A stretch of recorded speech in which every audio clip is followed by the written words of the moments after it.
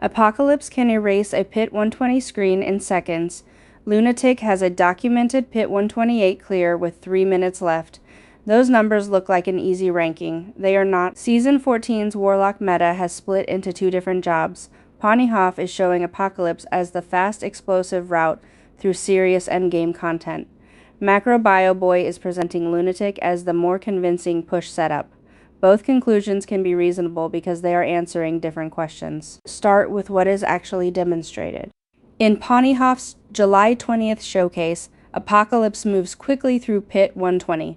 The build chains packs together, detonates Apocalypse, and uses Nether Step to keep moving. His footage shows huge bursts, including a boss nearly disappearing under a hit he describes around 100 trillion damage. He also says his version is not finished. His main unique is not mythic, and he sees more damage still available for mythic upgrades. That makes Apocalypse's case easy to understand. It is fast, readable, and immediately violent. The loop starts with Umbral Chains. More attack speed means more chains, faster Apocalypse casts, and faster follow-up casts. That follow-up matters because enemies that survive one Apocalypse take bonus damage from the next. Ponyhoff recommends at least 60% attack speed. His showcase character is around 68%. The build also wants its buffs and sigils active. Volatility lets Apocalypse hit twice. Sigil of Chaos matters for Hands of the Worldbreaker, flesh-ripped carapace, then scales Apocalypse after those gloves turn it into a sigil skill. The aspect of Heresy rewards stacking multiple occult skills. This is not one magic button, it is a short setup that turns into a screen wipe. Now look at Lunatic. MacroBioBoi's July 13th guide opens with a stronger push receipt. He says he had already cleared Pit 128 with about 3 minutes remaining, then runs that tier while explaining the setup. He also compares his theory crafting with Philip Ake's leading solo self-found clear. That is evidence of high-end pushing, not proof that every Lunatic setup is automatically better than every Apocalypse setup. Lunatic's engine is Cage of Madness.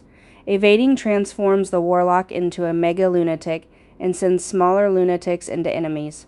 MacroBioBoi describes the non-mythic helmet as more than a 5x multiplier. Because Command Fallen is a basic skill, the build can stack strong basic skill support around it.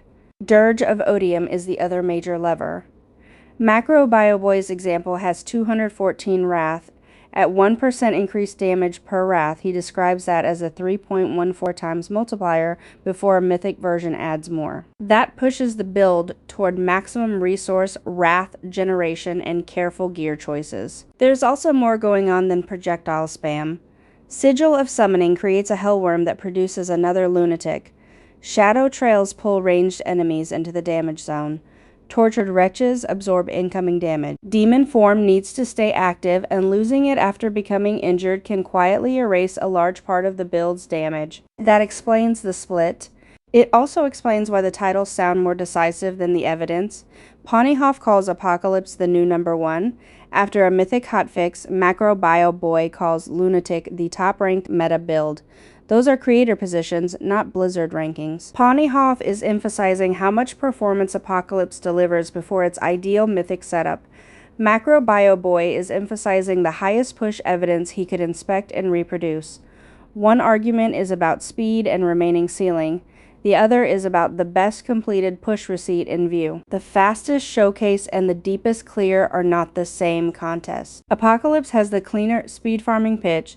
The showcase loop moves, groups, detonates, and keeps moving. Its Pit 120 footage is strong evidence that it can farm difficult content quickly.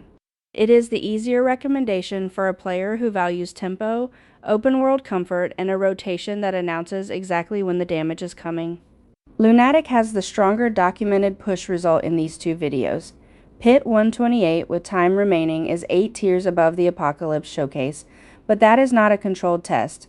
The creators use different characters, gear, optimization levels, and goals. Pit tier alone does not isolate build power. Lunatic also asks more from the player who wants the push version.